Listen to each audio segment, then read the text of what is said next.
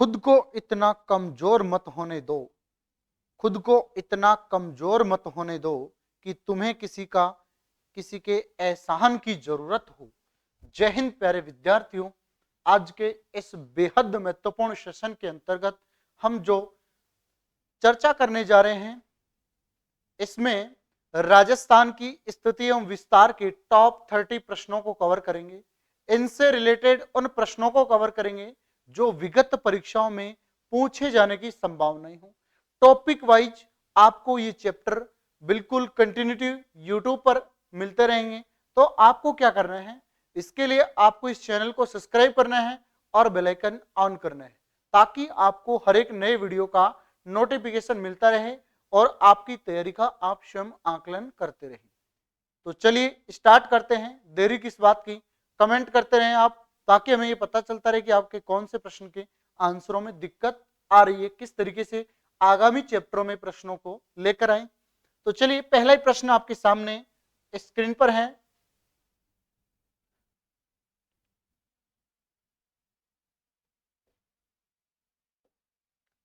राजस्थान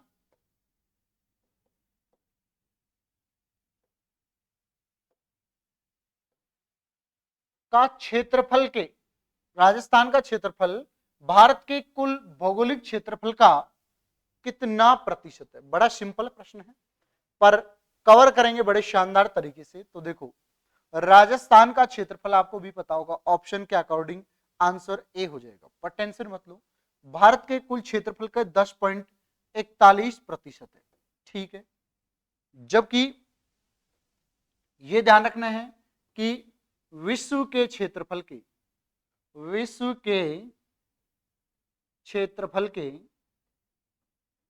राजस्थान का क्षेत्रफल कितना प्रतिशत है, यानी वर्ल्ड के क्षेत्रफल का कितना प्रतिशत है राजस्थान का। तो देखो उसका आंसर हो जाएगा 0.25% राजस्थान का क्षेत्रफल विश्व के क्षेत्रफल का हिस्सा रखता है, ठीक है।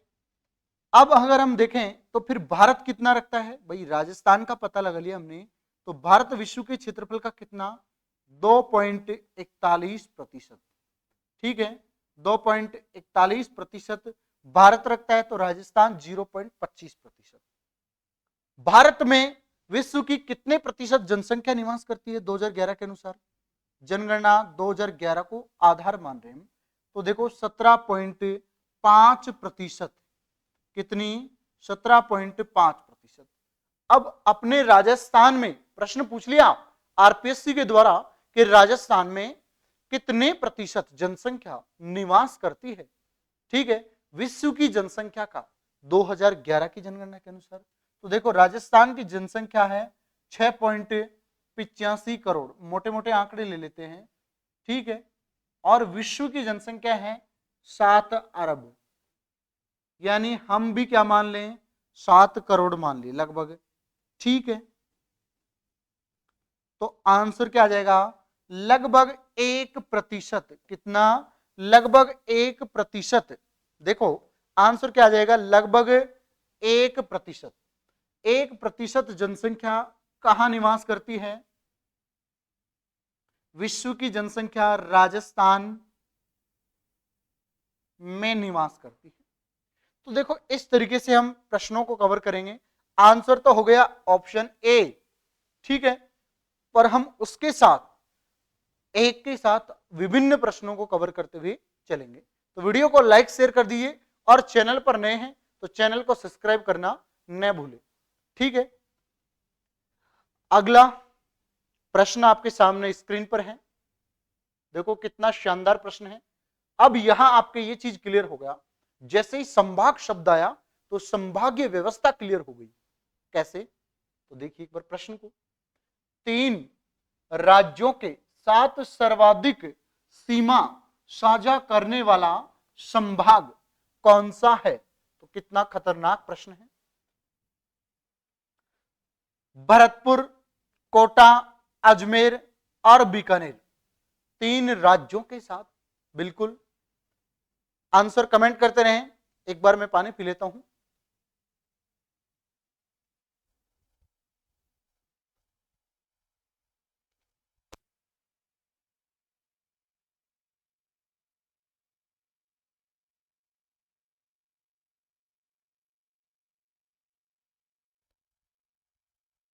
चलिए अब देखो, पहले हम पकड़ते हैं शब्द संभाग। कौन सा शब्द? संभाग। संभागीय व्यवस्था की शुरुआत कब होती है? 30 मार्च 1949 को। और कब तक चली? 1962 तक। 62 में समाप्त कर दिया किसने? सुखाड़िया सरकार ने। किसने समाप्त कर दिया? मोहनलाल सुखाड़िया सरकार ने। उसके बाद कितने संभाग बन गए इस अवधि के दौरान? तो राजस्थान में 5 संभाग बन गए। वे कौन कौन से? कोटा, जोधपुर, उदयपुर, बीकानेर और जयपुर। ठीक है, कितने संभाग बन गए? ये 5 संभाग बन गए। अब 2 नए संभाग कौन से बने? एक अजमेर संभाग और एक कौन सा बन गया? भरतपुर संभाग।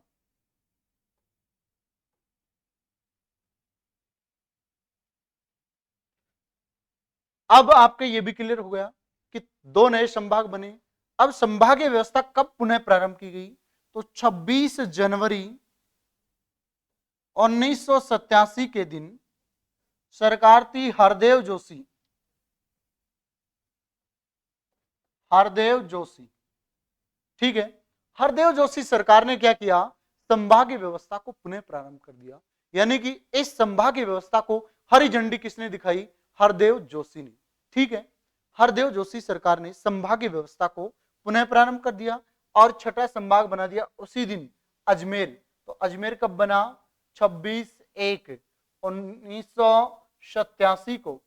अब इस बात आती है 7वें संभाग को लेकर।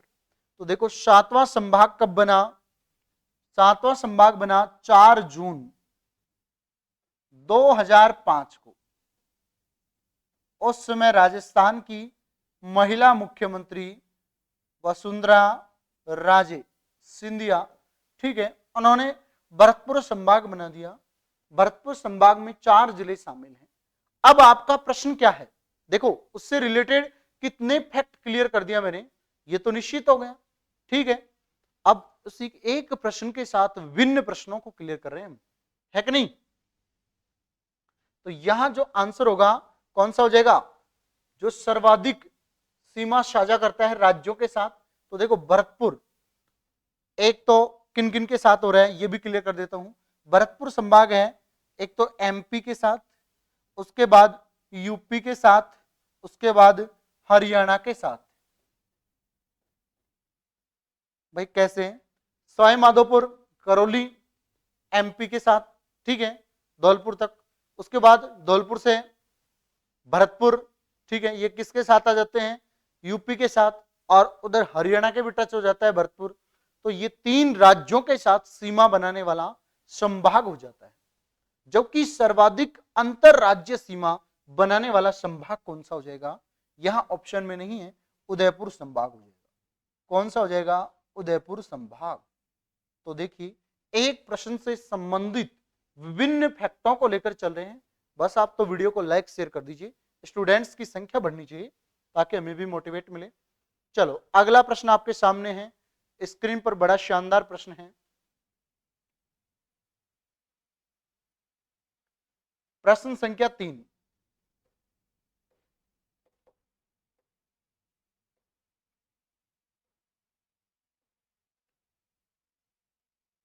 यदि अजमेर की आकृति त्रिभुजाकार है तो किस जिले की आकृति पतंगाकार है? देखो जिलों की आकृति को लेकर प्रश्न पूछ रहा है आपसे। तो अजमेर जिले की आकृति कैसी है? त्रिभुजाकार।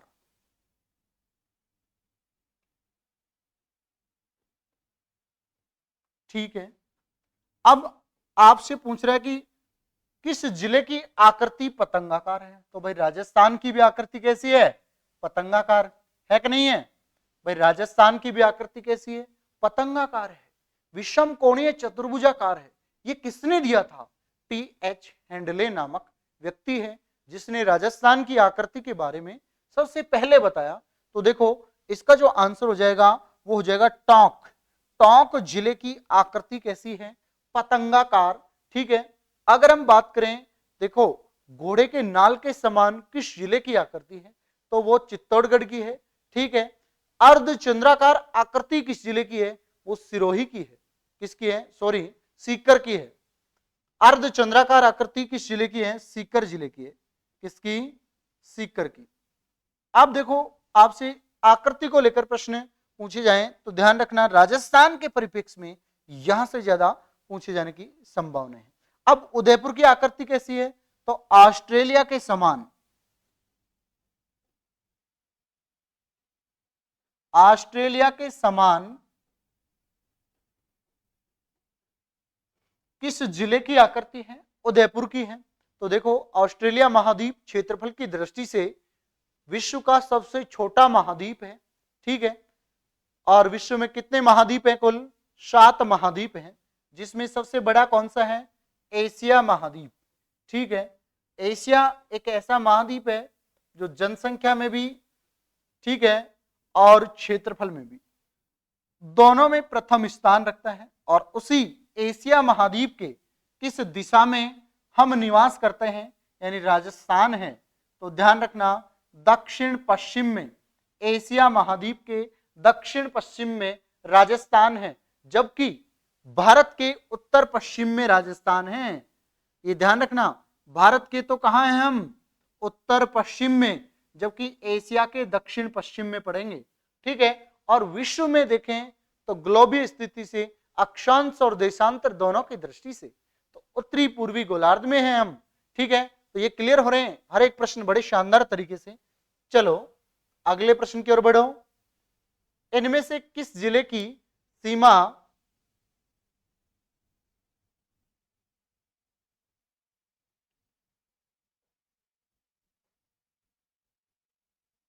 किसी भी राज्य से नहीं लगती है?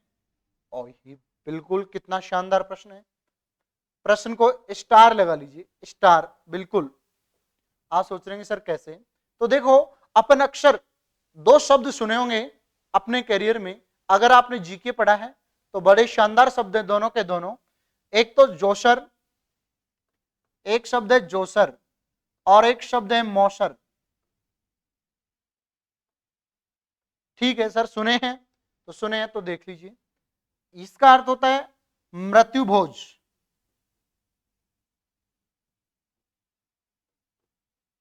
तो ये भी मृत्यु भोजी होगा। ठीक है, अब दोनों का मृत्यु भोज होता है जोसर और मौसर। जोसर होता है जीवित ही मृत्यु भोज और मौसर होता है मरने के बाद जो मृत्यु भोज होता है, मृत्यु के बाद, मृत्यु के बाद। और कई लोग क्या करते हैं, जीवित ही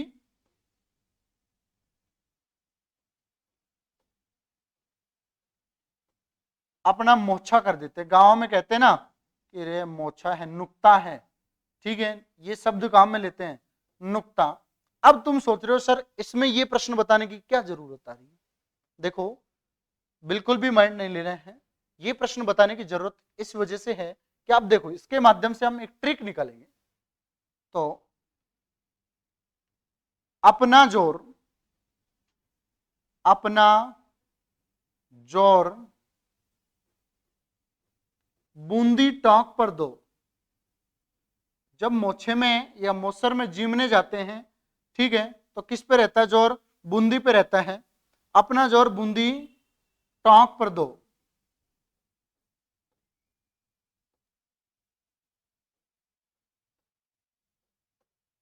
ठीक है, अपना जोर किस पर दोगे, बूंदी टोंक पर दोगे।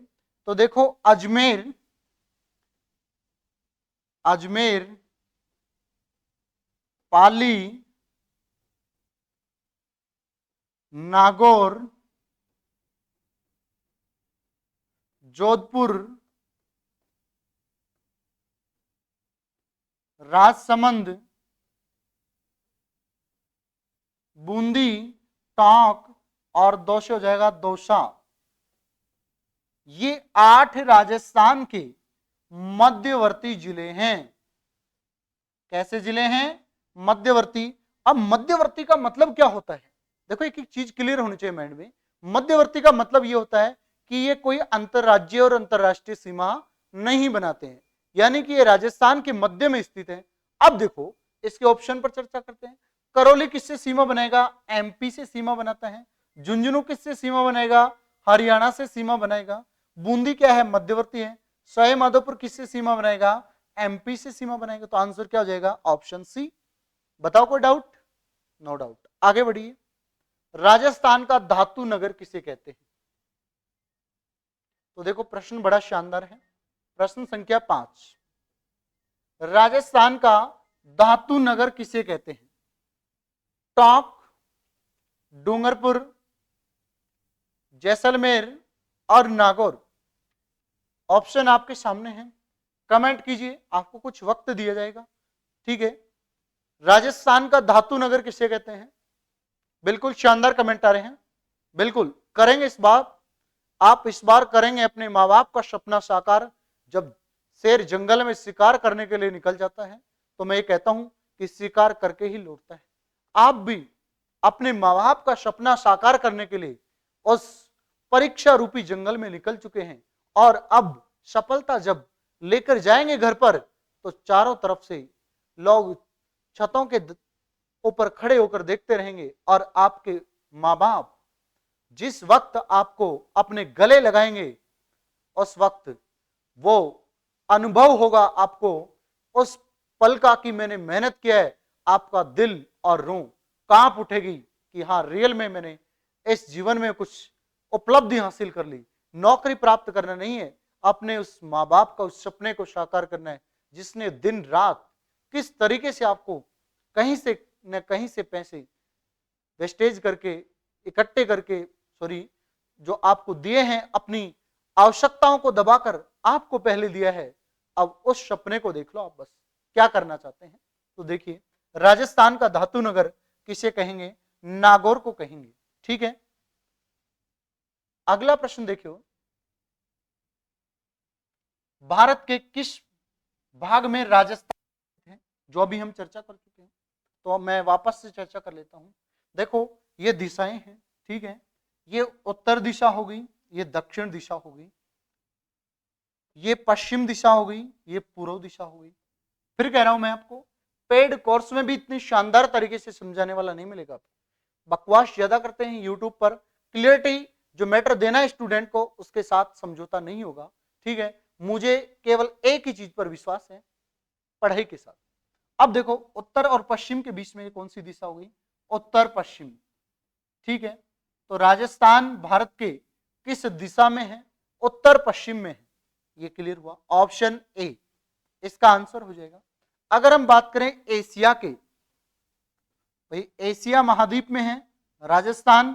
ठीक है, और ये महाद्वीप क्षेत्रफल की दृष्टि से और जनसंख्या की दृष्टि से विश्व में सबसे बड़ा महाद्वीप है। एशिया महाद्वीप की सबसे लंबी नदी कौन सी है? यांगटीसी क्यांग है।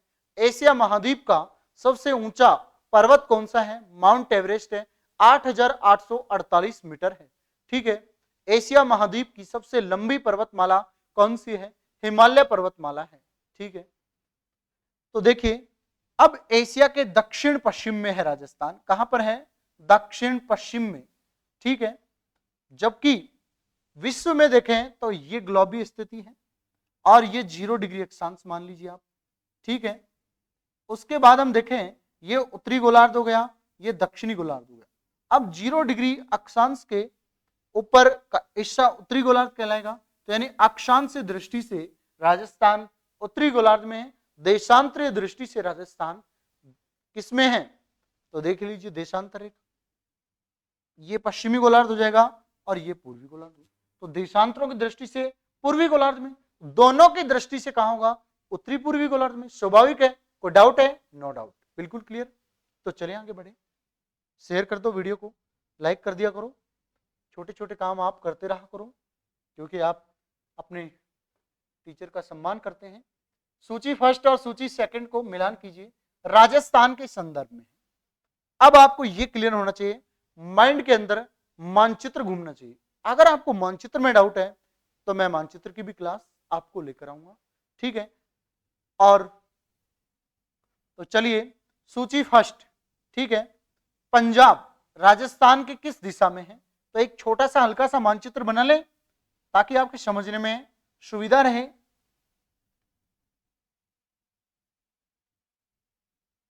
ये लीजिए, ठीक है, ये मानचित्र हमने बना लिया। अब आप ये देखें, सॉरी मानचित्र मिटन गया, कोई बात नहीं।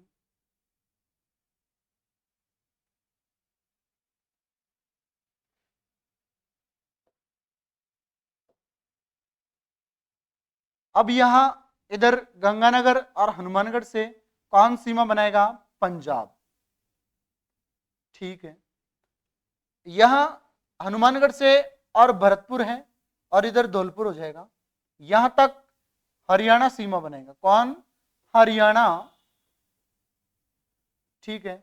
और यहां यूपी बनाएगा भरतपुर और धौलपुर से। उसके बाद यहां बांसवाड़ा तक एमपी हो जाएगा और इधर गुजरात हो जाएगा,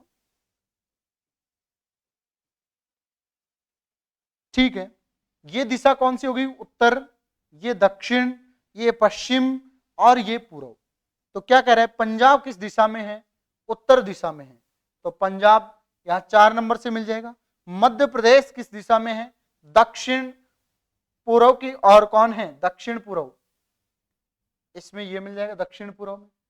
गुजरात दक्षिण पश्चिम में है, ठीक है। और हरियाणा उत्तर पूर्व में है। बताओ कोई दिक्कत आई क्या मिलाने में? तो इस तरीके से हम स्थिति देख सकते हैं। ये 89 किलोमीटर है, ठीक है। कितनी है? 89 किलोमीटर। ये 1262 किलोमीटर है। एक एक चीज को क्लियर करेंगे बड़े शानदार तरीके से। ये 1262 किलोमीटर, और उसके बाद हम गुजरात की देखें, 1022 किलोमीटर, 1600 किलोमीटर, 877 किलोमीटर, ठीक है। और 1070 किलोमीटर ये रेड क्लिफ है, अंतरराष्ट्रीय सीमा यूपी के साथ 877 है, ठीक है। अब आगे बढ़िए, तो चलिए आप देखो,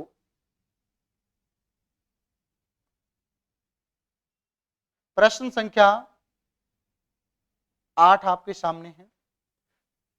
annuls and antiquities of Rajasthan पुस्तक के लेखक कौन थे? ठीक है, जॉर्ज थॉमस वैगनर, जिसने महाद्वीपीय विस्थापन सिद्धांत दिया था, कर्नल जेम्स टॉड, एडवर्ड, तो आंसर तो क्या हो जाएगा? कर्नल जेम्स टॉड, जो राजस्थान के इतिहास के जनक, उन्होंने एक पुस्तक लिखी थी। कौन सी पुस्तक? Annals and antiquities of Rajasthan. पुस्तक के लेखक कौन? तो कर्नल जेम्स टॉड है, ठीक है। आंसर क्या हो जाएगा? ऑप्शन सी।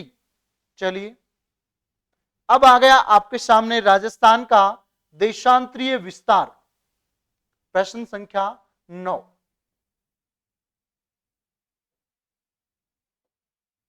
तो देखो, राजस्थान के देशांतरीय विस्तार की चर्चा करें तो हम यहां एक लाइन इसको मान लेते हैं, ठीक है। यहां तक इधर है 68 डिग्री, सॉरी भारत का है तो 69 डिग्री 30 मिनट से 78 डिग्री 17 मिनट पूर्वी देशांतर। ये जरूर ध्यान रखना, पूर्वी देशांतर के बीच में राजस्थान है। इधर भी पूर्वी देशांतर ही होगा। अब आप सोच रहे हैं ये पश्चिम में है फिर भी पूर्वी देशांतर क्यों है? तो देखो एक चीज क्लियर कर देता हूं, ये पश्चिम में है फिर भी पूर्वी देशांतर क्यों है? क्योंकि ये है ग्लोब और ये है 0 डिग्री देशांतर रेखा, और इसे ग्रीनविच रेखा के नाम से भी, अंतरराष्ट्रीय मानक समय रेखा के नाम से भी जानते हैं। भारत की जो मानक समय रेखा है वो 82.5 डिग्री पूर्वी देशांतर है, देशांतरों से समय और तिथि का निर्धारण होता है और देशांतर हमेशा उत्तर से दक्षिण की ओर खींची जाती है। ठीक है, अब इसके पूर्वी गोलार्ध में पढ़ते हैं तो पूर्वी गोलार्ध में जितने भी देशांतर होंगे पूर्वी देशांतर होंगे। 69 डिग्री 30 मिनट पूर्वी देशांतर से ये पड़ेगा अपने कटरा, और कटरा कहां पड़ता है? जैसलमेर के अंतर्गत एक गांव है।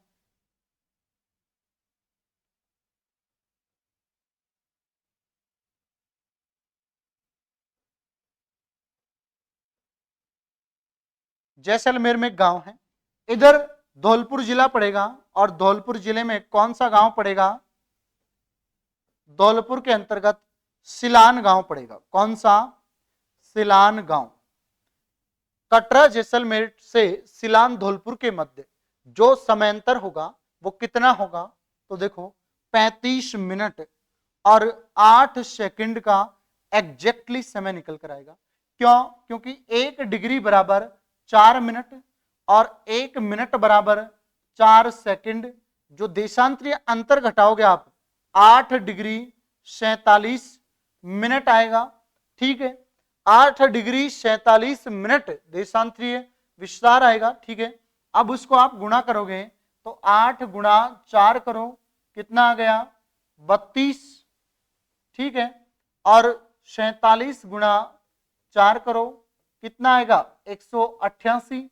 भाई ये मिनट है तो सेकंड में बदलेंगे, ये सेकंड का चिन्ह हो गया। अब इसको सेकंड में बदलोगे तो 3 मिनट और 8 सेकंड हो जाएंगी, है कि नहीं? तो इसमें जोड़ दो, जब 32 और 3 35 मिनट 8 सेकंड हो जाएगा, स्वाभाविक है। तो यहां ऑप्शन बी इसका आंसर करेक्ट हो जाएगा। कोई डाउट? No doubt. बिल्कुल शानदार कमेंटर हैं मेरे शेर और शेरनियों के। चलो आगे बढ़ते हैं। अगला प्रश्न आपके सामने है, अक्षांशीय दृष्टि से राजस्थान की स्थिति है। देखो मैंने ये प्रश्न पहले भी क्लियर कर दिया है, फिर भी आपको समझाते हुए चलेंगे, जल्दबाजी नहीं करेंगे। देखो ये ग्लोब है और इसमें ये 0 डिग्री अक्षांश रेखा है। अक्षांश रेखाएं हमेशा पश्चिम से पूर्व की ओर खींची जाती हैं। ठीक है, और हम चर्चा करें तो ये 0 डिग्री अक्षांश 2 भागों में बांटेंगे। कितने भागों में? 2। ये उत्तरी गोलार्ध है और ये दक्षिणी गोलार्ध। तो अक्षांश से दृष्टि से हम उत्तरी गोलार्ध में हैं। कहां पर हैं? उत्तरी गोलार्ध में। ठीक है, तो यहां कोई डाउट? ऑप्शन सी हो जाएगा।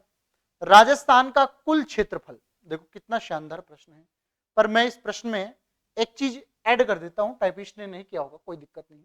जब भी मैं राजस्थान का क्षेत्रफल बताता हूं तो ध्यान रखना 3,42,239.74 वर्ग किलोमीटर। क्योंकि एग्जामिनर पता नहीं आजकल किस हद तक गिर जाए, उसका हमें एहसास नहीं हो पा रहा। तो ऐसी विभिन्न परिस्थितियों में हम इनको आगे बढ़ के चलेंगे। मैं ये कह रहा हूं कि हमें एक्स्ट्रा देखना है। तो देखो इसमें ऑप्शन कौन सा हो जाएगा? 3,42,239। इस प्रश्न के अकॉर्डिंग तो आंसर क्या हो जाएगा? ये हो जाएगा। पर आपको ये ध्यान होना चाहिए कि राजस्थान का क्षेत्रफल वर्ग मील में क्या है कि नहीं? तो देखो 132, 139 ऐसे डिजिट में याद रख सकते हैं वर्ग मील। ये होगा राजस्थान का क्षेत्रफल। कई जगह आप यहां 139 की जगह 40 भी देख सकते हैं, तो कोई डाउटफुल नहीं है। ये आप ध्यान रखना, 132 139 यानी 1,32,139। ठीक है, ये राजस्थान का क्षेत्रफल वर्ग मील में है, तो यहां कोई डाउट नहीं है। आगे बढ़िए। राजस्थान से गुजरने वाले मुख्य अक्षांश कितने हैं?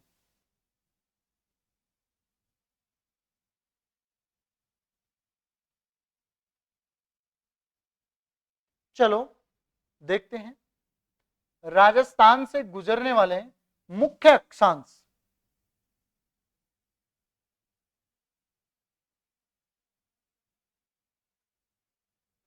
तेईस डिग्री दक्षिणी अक्षांश, 23 डिग्री उत्तरी अक्षांश।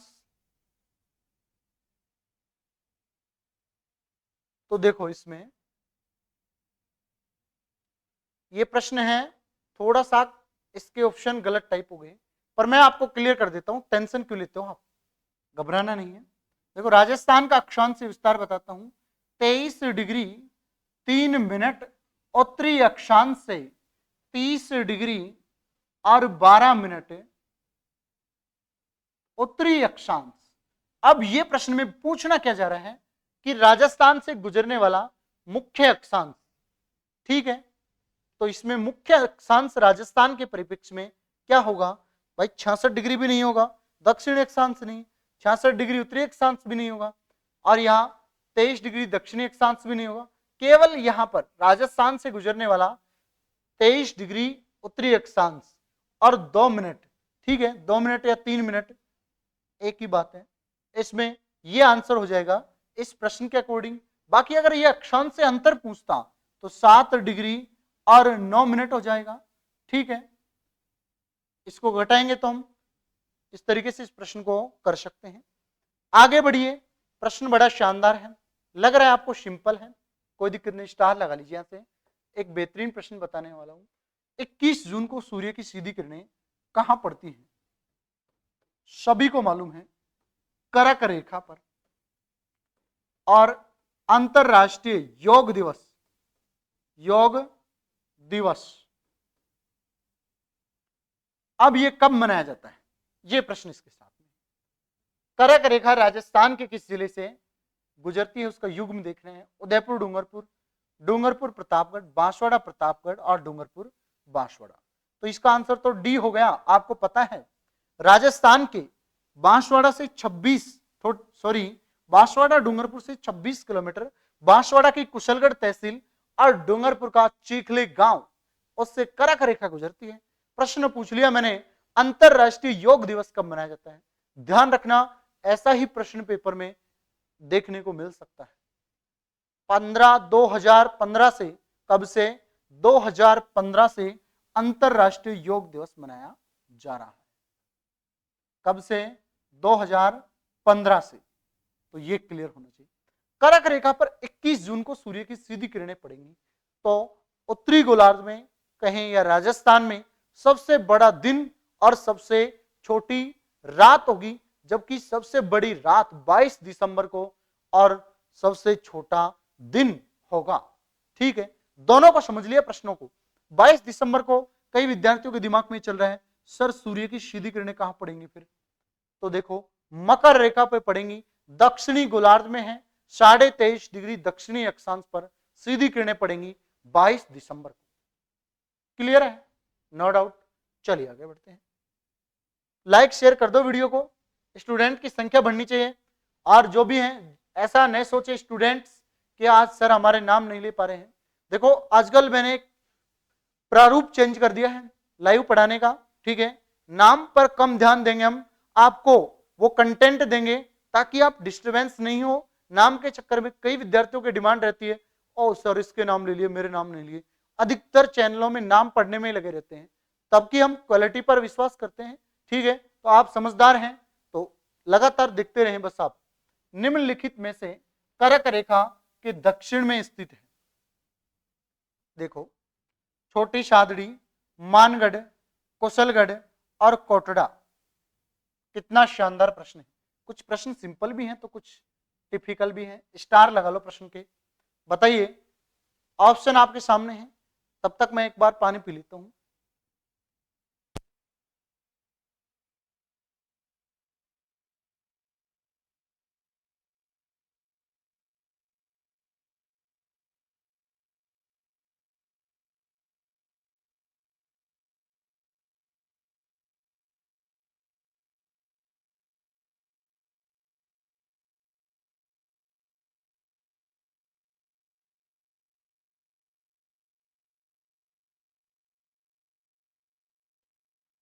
अब देखिए, आंसर तो आप पहचान गए होंगे, स्वाभाविक है। तो देखते हैं, अभी हमने चर्चा भी कर चुके हैं। तो देखो आंसर क्या हो जाएगा, कुशलगढ़ हो जाएगा, ठीक है। मानगढ़ पहाड़ी को लेकर राजस्थान और गुजरात के बीच विवाद चल रहा है। राजस्थान और गुजरात, ठीक है। कुशलगढ़ बांसवाड़ा में पड़ता है और बांसवाड़ा की तहसील है। एक्चुअली क्या है, ये तहसील है। राजस्थान की सबसे दक्षिणतम तहसील, इसमें एक स्थान है बोरकुंठा गांव, वो राजस्थान का सबसे दक्षिणतम गांव है। ठीक है, अब आंसर ये ध्यान रखना ऑप्शन सी। अब आप चर्चा करें छोटी सादड़ी। एक्चुअली छोटी सादड़ी है क्या, स्थान पड़ता कहां है, तो देखो प्रतापगढ़ में पड़ता है आजकल ये स्थान। प्रतापगढ़ जिला राजस्थान का सबसे नवीनतम जिला, 33वां जिला 26 जनवरी 2008 को बना। परमेश चंद्र कमेटी की सिफारिश पर राज्यपाल शैलेंद्र सिंह थे उस समय और मुख्यमंत्री वसुंधरा राजे थी। 3 जिलों से अलग करके 5 तहसीलों से बनाया गया छोटी सादड़ी। प्रतापगढ़ से कौन सी नदी निकलती है, जाखम नदी। कौन सी, जाखम नदी। और जाखम नदी किसकी सहायक है, माही की सहायक है। और जाखम पर कौन सी बांध बनाया गया है, राजस्थान का सबसे ऊंचा बांध कौन सा है। देखो प्रश्न कितना शानदार है, जाखम बांध 81 मीटर इसकी ऊंचाई है। अगर हम बात करें तो देखो जाखम बांध राजस्थान का सबसे ऊंचा बांध है, तो फिर राजस्थान का सबसे लंबा बांध कौन सा है, माही बजाज सागर।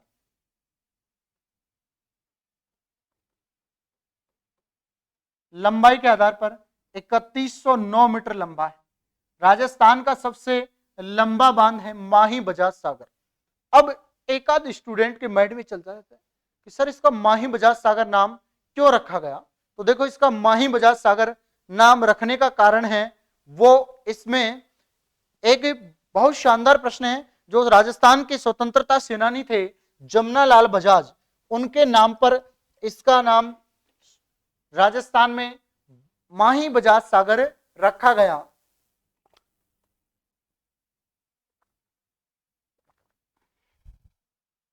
ठीक है, तो चलिए अब आगे बढ़ते हैं।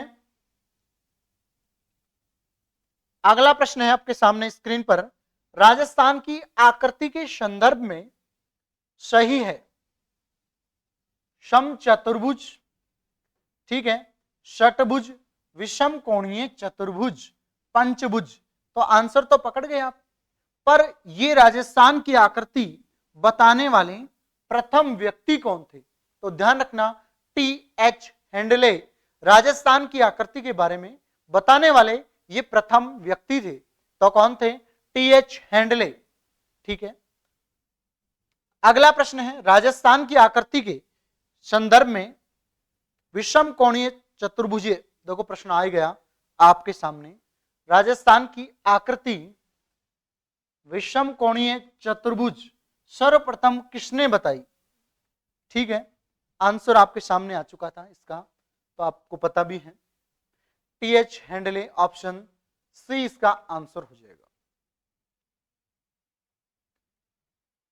चलो, राजस्थान का अक्षांश विस्तार कौन बताएगा, देखता हूं, कमेंट करो। शानदार प्रश्न है।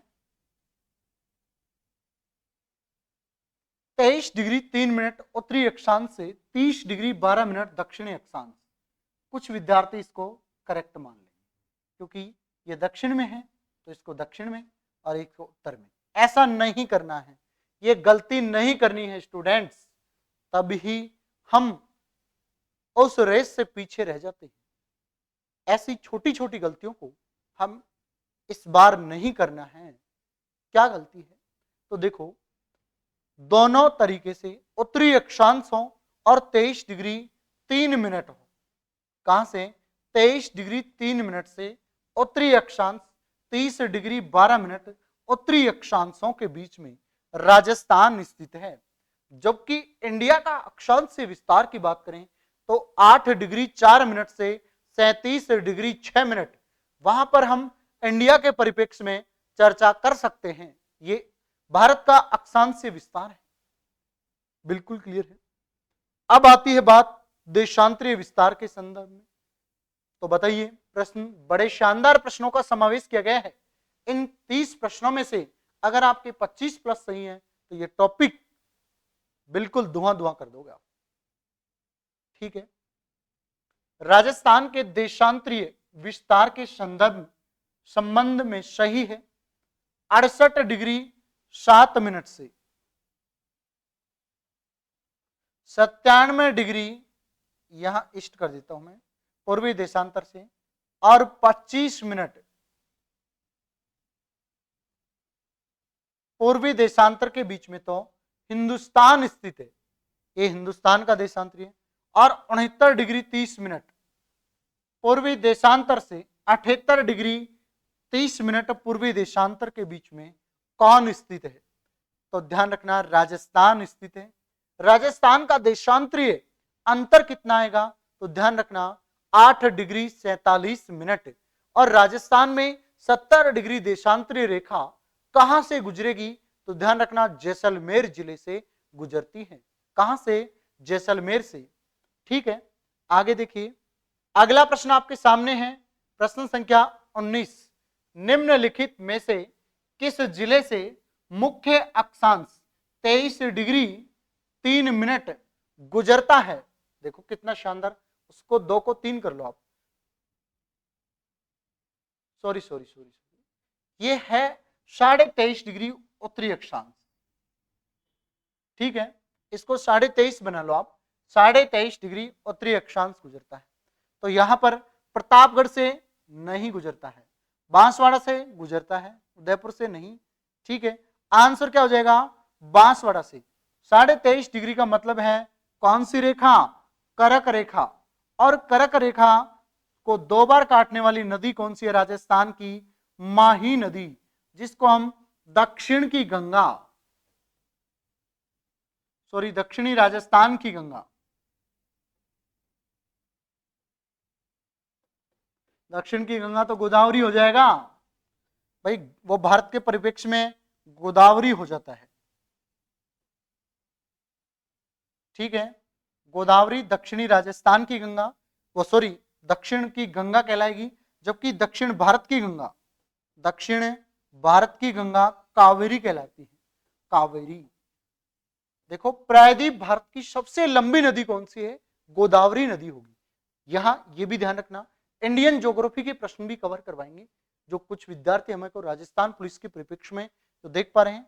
बिल्कुल, ये सभी प्रतियोगी परीक्षाओं के लिए टेस्ट सीरीज चालू कर रखी है हमने। चलिए, राजस्थान की भौगोलिक स्थिति है, तो देखो अक्षांश और देशांतर दोनों का जो डिफरेंट है वो बताना है अपने को। तो देखिए 7 डिग्री 9 मिनट अक्षांश है और 9 डिग्री 47 मिनट देशांतर, कतई सही नहीं। 8 डिग्री 47 मिनट अक्षांश है, कतई सही नहीं। 8 डिग्री 47 मिनट देशांतर है और 7 डिग्री 9 मिनट अक्षांश है। तो ये तो बात ठीक है। सही आंसर कौन सा हो जाएगा? C option. Doubt? No doubt. Sir comment आ रहे हैं, मजे आ गए आज इस टेस्ट सीरीज को देखकर। बिल्कुल इसी तरीके से हम ये टेस्ट सीरीज लेकर आते रहेंगे। आप तो बस अपने आप को लगातार कंटिन्यूटी के लिए तैयार रखें और उस जोश और जुनून के साथ लगातार हमारे साथ जुड़े रहें।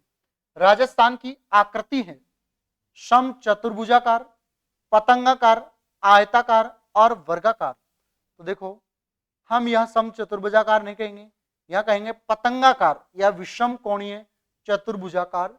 राजस्थान की आकृति है, आकृति बताने वाले पहले व्यक्ति टीएच हैंडले हैं। ये भी क्लियर हुआ? तो ठीक है, अगले प्रश्न की ओर बढ़िए। राजस्थान में सर्वाधिक जिलों से गुजरने वाला अक्षांश कौन सा है? तो ये देखो प्रश्न बड़ा शानदार है, बताइए।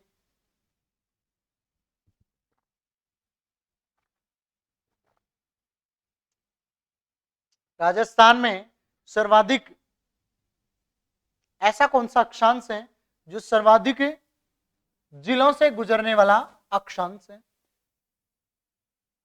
27 डिग्री उत्तरी अक्षांश, 26 डिग्री उत्तरी अक्षांश, 25 डिग्री उत्तरी अक्षांश। ठीक है, 27 डिग्री उत्तरी अक्षांश। तो बताइए कमेंट करके, जो भी आपका आंसर है कमेंट कीजिए। देखता हूं कौन कौन विद्यार्थी इसके सही आंसर देते हैं। प्रश्न बड़ा स्टैंडर्ड है, स्टार लगा लीजिए। देखता हूं, तो चलिए अब देखिए आंसर क्या होगा, बताइए। 27, 26, 25 या 27 डिग्री उत्तरी अक्षांश 2 बार हुआ है, कोई दिक्कत नहीं है।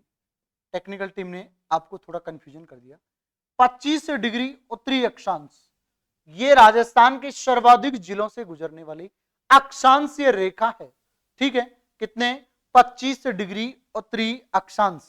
जबकि देखो अक्षांश से विस्तार में क्लियर कर दूं, ये है 23 डिग्री 3 मिनट और ये है 30 डिग्री 12 मिनट। तो यहां कौन सा हो जाएगा, 25 डिग्री मिड में आ जाएगा 27 डिग्री।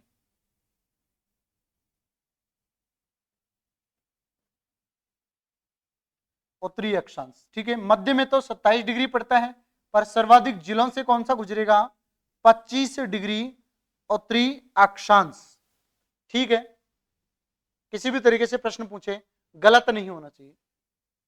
भारत पाकिस्तान के मध्य अंतरराष्ट्रीय सीमा है, तो देखो सारी सीमाओं की चर्चा कर लेते हैं। ये किसके साथ में है, चीन के साथ में है। 1914 में, देखो इसको बता देता हूं मैं उसे लिखने के बजाय, मैकमोहन रेखा भारत और चीन के साथ है। 27 अप्रैल 1914 को इसका निर्धारण हुआ सर मैकमोहन के द्वारा। अगला जो ऑप्शन है डूरंड रेखा, भारत और अफगानिस्तान के बीच 1896 में डूरंड रेखा का निर्धारण हुआ था। अगला ऑप्शन है रेड क्लिफ रेखा, भारत और पाकिस्तान के बीच है, 14 से 17 अगस्त 1947 को सर सिरिल रेडक्लिफ के द्वारा निर्धारण किया गया। इसके साथ हम जो 3323 किलोमीटर की सीमा बनाते हैं, 3323, इसके साथ 3488 किलोमीटर की सीमा बनाते हैं और इसके साथ 106 किलोमीटर की सीमा बनाते हैं। अब वर्तमान में अप्रत्यक्ष रूप से हम अफगानिस्तान के साथ सीमा बना रहे हैं, क्योंकि पीओ के पाक अधिकृत कश्मीर वो किसके पास है, पाकिस्तान के पास है। तो ये सीमा डूरंड रेखा पाकिस्तान अफगानिस्तान के साथ टच है। फैक्चुअली यानी ओरिजिनलिटी में देखें तो ठीक है, बाकी हम पढ़ते तो यही है, डूरंड रेखा भारत अफगानिस्तान के बीच है। प्रश्न संख्या 24 बड़ा शानदार प्रश्न है। राजस्थान की अंतरराष्ट्रीय सीमा की कुल लंबाई कितनी है? अंतरराष्ट्रीय सीमा की, तो देखो राजस्थान की स्थलीय सीमा है वो कितनी है, स्थलीय सीमा 5920 किलोमीटर। बिल्कुल, उसको दो भागों में बांटते हैं हम, एक तो अंतरराष्ट्रीय, ठीक है, और एक अंतरराज्यीय। तो अंतरराष्ट्रीय तो है 1070 किलोमीटर और अंतरराज्यीय है 4850 किलोमीटर। अब उसमें से आपको ये क्लियर होना चाहिए मेरे स्टूडेंट्स कि 1070 किलोमीटर है, ये पाकिस्तान के साथ वर्तमान में सर्वाधिक सीमा बनाने वाला राज्य कौन है? राजस्थान। पेपर में छपेगा प्रश्न, देख लेना, किसी भी पेपर में छप सकता है कि पहले जम्मू कश्मीर 1216 किलोमीटर के साथ सर्वाधिक अंतरराष्ट्रीय सीमा इस पाकिस्तान के साथ बनाता था। आजकल राजस्थान है, क्योंकि जम्मू कश्मीर दो केंद्र शासित प्रदेश के रूप में विभाजित कर दिया गया 31 अक्टूबर 2019 को। ठीक है सर, आपने सही कहा। तो ये कितना प्रतिशत है? 18% है। कुल स्थलीय सीमा का अंतरराष्ट्रीय सीमा कितना प्रतिशत है? 18%। तो 82% क्या हो जाएगा? अंतरराज्यीय सीमा। अंतरराज्यीय सीमा कितना प्रतिशत है? 82% है। तो इसका आंसर क्या हो जाएगा? ऑप्शन डी इसका आंसर हो जाएगा। अंतरराष्ट्रीय सीमा पर स्थित राजस्थान के जिले, तो देखो यहां चूरू जिला है, वो किसके साथ सीमा बना रहे हैं? हरियाणा के साथ सीमा बना रहे हैं। इधर हनुमानगढ़ है, ये भी हरियाणा के साथ। जालोर है गुजरात के साथ। तो यहां डी ऑप्शन हो जाएगा। जैसलमेर, बाड़मेर, बीकानेर और श्री गंगानगर, ये 4 जिले पाकिस्तान के साथ अंतरराष्ट्रीय सीमा पर स्थित है। सबसे अधिक जो सीमा बनाएगा उसमें 464 किलोमीटर की, जैसलमेर 168 किलोमीटर की, बीकानेर 210 किलोमीटर की, गंगानगर और 228 किलोमीटर की। कौन हो जाएगा? बाड़मेर। तो ये है, ठीक है। अगला प्रश्न देखिए आपके सामने है स्क्रीन पर। राजस्थान सर्वाधिक एवं न्यूनतम अंतरराष्ट्रीय सीमा बनाने वाले जिलों का सही युग्म है। Option A Bikaner, Jaisalmer, Sriganganagar, Barmer. सर्वाधिक न्यूनतम अभी क्लियर कर दिया मैंने आपको, तो आंसर क्या हो जाएगा, बीकानेर जैसलमेर। भाई 464 168, बिल्कुल लाजवाब कमेंट आ रहे हैं मेरे स्टूडेंट्स के। इस बार करेंगे अपने पेरेंट्स का सपना साकार, बिल्कुल। देखो मोटिवेशनल भी कोट टाइप कर रहे हैं, कितने शानदार कमेंट आ रहे हैं आपके। आपके कमेंट देखकर बस कुछ नहीं मिलता, दिल खुश हो जाता है। और तुम्हें भी पता है, और उसी के लिए मैं आपकी रात और दिन तैयारी को चार चांद लगाने में लगा हुआ हूं। क्यों? क्योंकि मुझे पता है ये सारे सपने मेरे और आपके माता पिता के ही होंगे। ठीक है, आपको तो केवल नौकरी करनी है।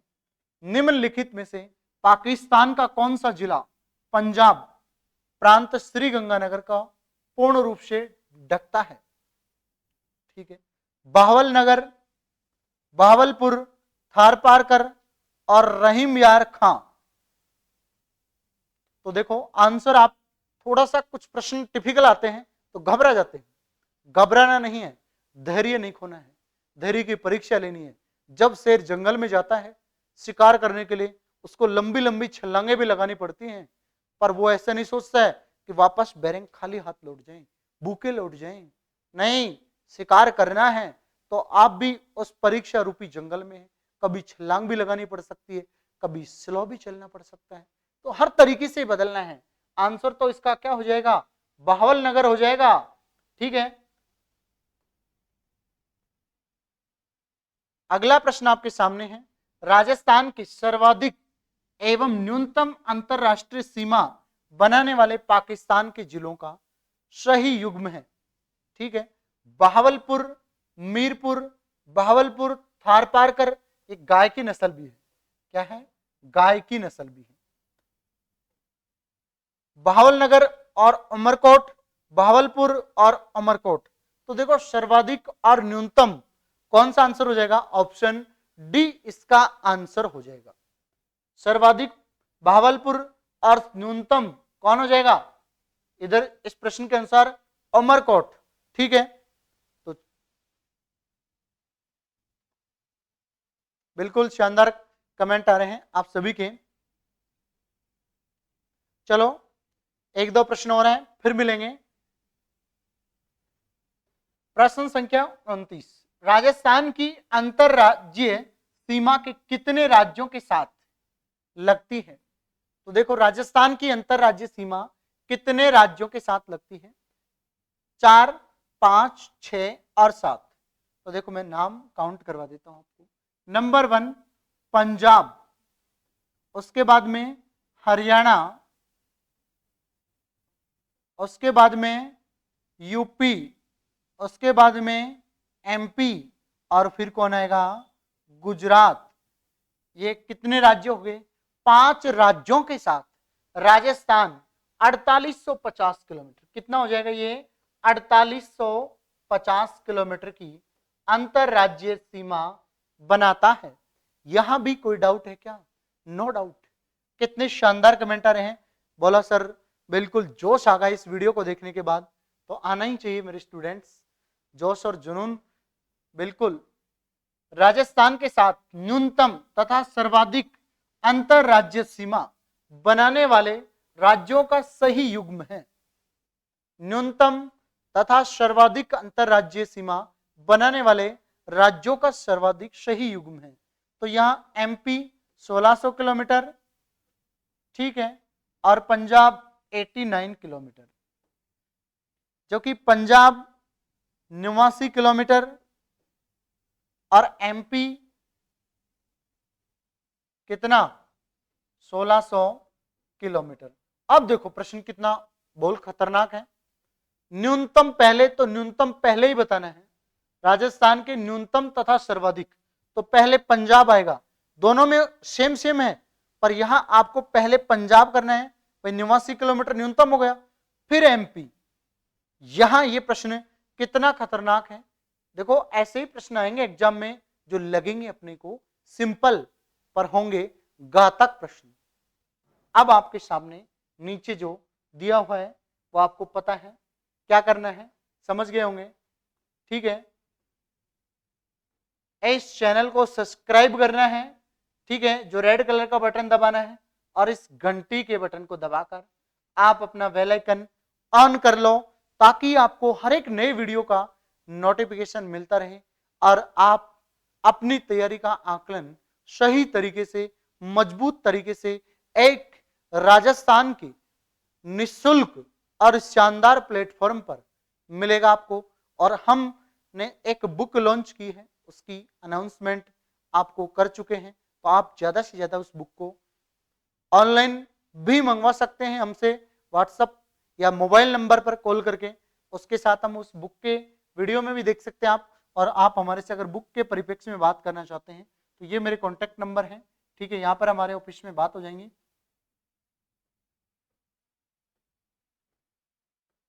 बुक बड़ी शानदार है, ठीक है, उसके परिप्रेक्ष्य में आपको जो भी डाउट है वो हम फोटो भेजकर आपको क्लियर कर देंगे। तब तक के लिए जय हिंद, जय भारत। प्यारे विद्यार्थियों, आपका स्नेह और प्यार यूं ही बना रहे इस चैनल के साथ।